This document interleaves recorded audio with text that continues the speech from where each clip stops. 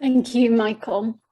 Earlier, you mentioned dealing with negative comments, insults, and attacks from various people who want to undermine your work and undermine those who stand up for the rights of Palestinians. And we've had a question from the audience: is how best to respond to accusations of anti-Semitism when advocating for Palestinian human rights? Sure.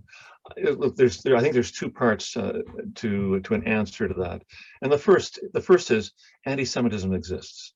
Anti-Semitism exists in most societies where there are Jews. In fact, probably in societies where there aren't many Jews that are left.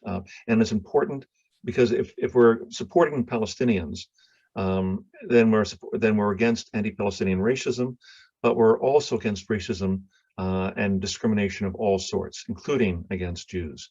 So I think we have to make that that very clear, and we have to know, what is an honest, applicable definition of anti-Semitism, because too often, certainly in the work that I do, but in the work that most human rights organizations do with respect to Israel and Palestine, anti-Semitism, as I said before, becomes a lazy and abusive attack on those who are trying to do work, which hurts me in the sense that if you're advocating to end suffering of people and you raise the issue of the suffering of Palestinians, and the answer back is you're an anti-Semite for raising that, or yeah, I'm hearing echoes of a form of racism against Jews by you raising that, then I've got to say that's not an honest argument coming back. I'm sure there are elements, outlier elements with respect to those who profess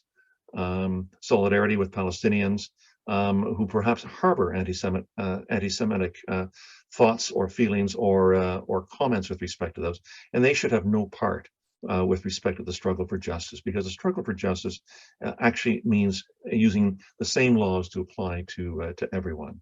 So I guess my conclusion with respect to this is don't let that scare you, because many good people who hold international human rights at the very heart of the work that they do have been called anti-Semitic for their comments and for their advocacy with respect to Palestine, who are not anti-Semitic. You're joining, if you're called in a lazy way an anti-Semite for doing this work, you're joining actually a pretty big community of people. But equally, you should be ready to respond if there are actually genuine anti-Semitic comments being made in any of the advocacy being done on behalf of Palestinians. But Palestinians themselves, many Palestinians themselves, who are certainly the ones who are working in human rights organizations, say that does not do us any good at all by denying or minimizing the Holocaust, by having inflated views with respect to who Jews are or what they may wind up doing. That doesn't lead to the kind of equality and respect for human rights that many Palestinians and many Israelis are advocating. And the last thing I'll say is, there's nothing that I've said, and I'm sure nothing that your organization has said, with respect to either the facts on the ground in the occupied Palestinian territory or the applicable law or the applicable UN resolutions to it, that Israeli Jewish organizations are not saying as well. They're attacked and marginalized in their own society.